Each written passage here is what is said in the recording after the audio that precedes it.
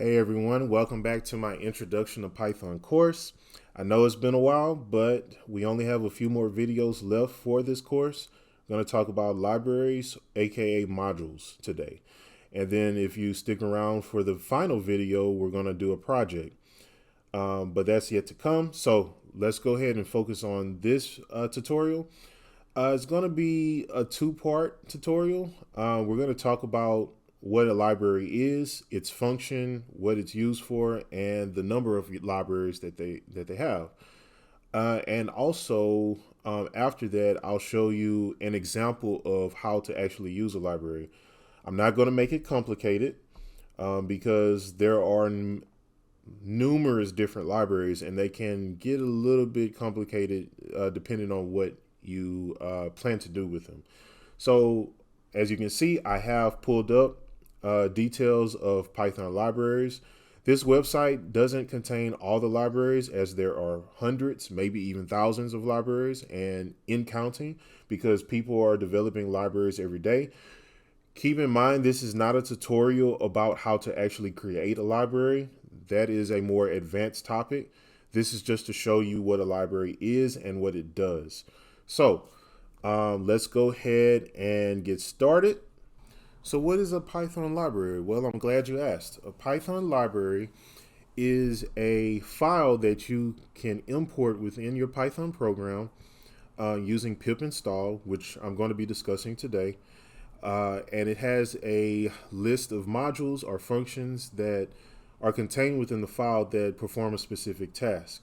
So whenever you import a library within your program, you can use the functions within that library to do a task that you want. So for instance, if I am trying to develop a game, I can import a library called Pygame, or I can import another library called Turtle.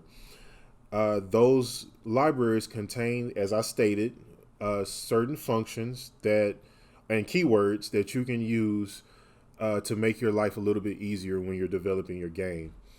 So now that we've discussed what a Python library is, let's go ahead and go down the list using this article of certain popular libraries. Okay, so there are literally hundreds of libraries that you can import within Python, probably even within the thousands. I wouldn't be surprised if that was the case, because there are people that are developing Python libraries each and every day. Some are very well known, others not so much.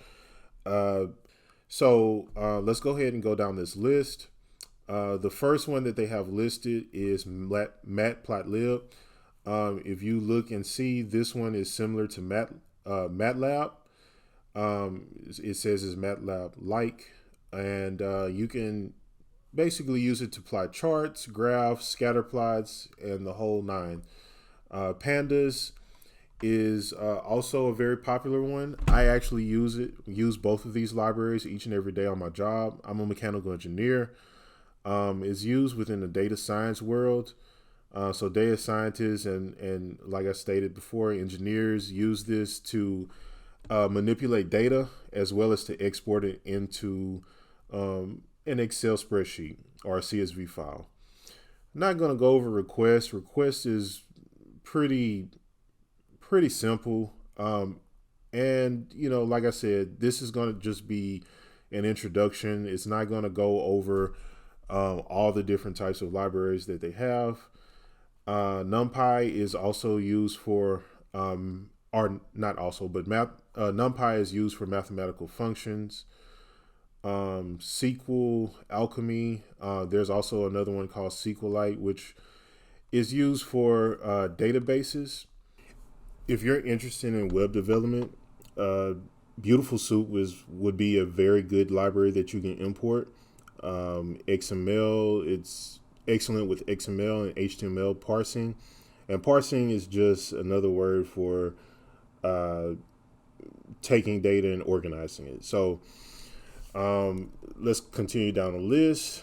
Pyglit is used for object-oriented programming. SciPy is also another good one if you're interested in data science. So it works very well with NumPy and Matplotlib and even Pandas. Scrapy is used for data mining. And also you can do whatever you want with the data once you've mined it. And then I mentioned Pygame. So Pygame, of course, there are similar libraries that are used that have the same type of functionality as Pygame, but Pygame is probably the most popular one that you can use to actually create a game. So that's pretty much it. I mean, there are a number of other ones. This is not an extensive list. Flask is a good one.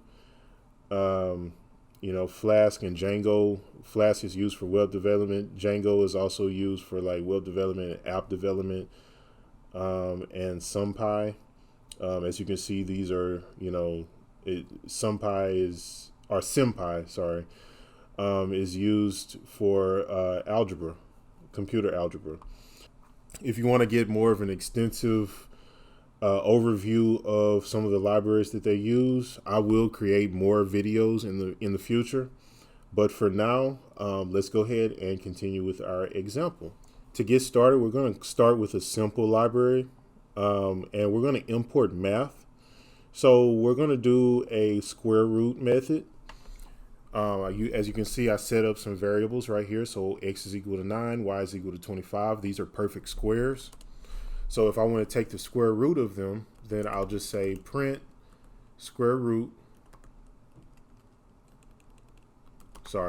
math square root of x. And so since x is 9, if I run that, let's clear this, then it's going to be 3. And if I change this to y and I run it, it's going to equal to 5. So that's just a simple way of doing it. Let's go ahead and see if we can pip install something. So if I wanted to pip install a specific library, I'll go ahead and do that. Since I'm using Python 3, I'll go to the terminal down here and say pip3 install. And let's install NumPy. Okay, so you can see that it's collecting NumPy from wherever it's stored on the internet. It's installing the packages.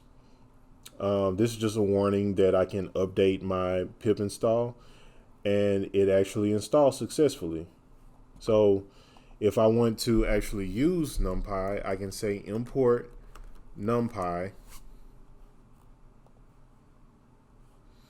and right now is indexing up here, and what that means is whenever, you can see it down here as well, whenever this is done, since I've installed NumPy, it's basically telling PyCharm that I'm going to be using NumPy within my program.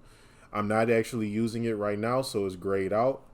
But if I were to do something similar to how I did with math, then it'll change color to this purplish color.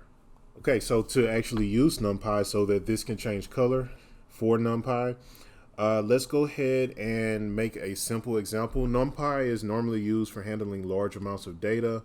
However, just for the sake of this example, I'll actually use something a little bit more simple.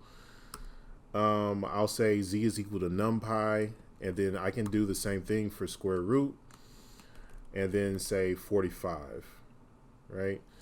Let's go ahead and print that. So let's print z. And if I run it, there you have it. So it gives the square root of 45. Most people don't actually use NumPy whenever they want to perform simple tasks for the square root. However, like I said, it's normally used for handling large amounts of data. So sometimes they'll create an array, and then if they want to pull specific data from that array and perform operations or mathematical functions, then that'll be easier to use NumPy than just math. Now, Um, Whenever you use NumPy, you can actually say something simple like this: import NumPy as NP. That's what most people actually do, just to make it simple, to abbreviate it, and it will actually give the same output. So it took a little while to change it because it had to index it first, but you can see that it will actually, and I'll run it again, give you the same output as I stated before. So that's just how you can use or install libraries and also import them. Now, as I stated before, in the next video, which will be the last video for this Introduction to Python course, we are going to do a project. We're going to use libraries. We're going to use all the different types of things that we've learned in previous videos. So if you're unfamiliar with what I'm going to be doing in the project, then you should refer back to the previous videos. And I'll put a link in the description below for this video, and as well as, in the other videos. So thank you for tuning in. Again, sorry it took so long to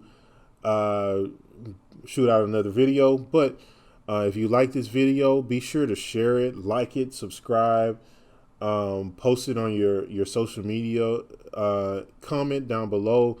Anything helps to help the channel grow so that I can reach more people.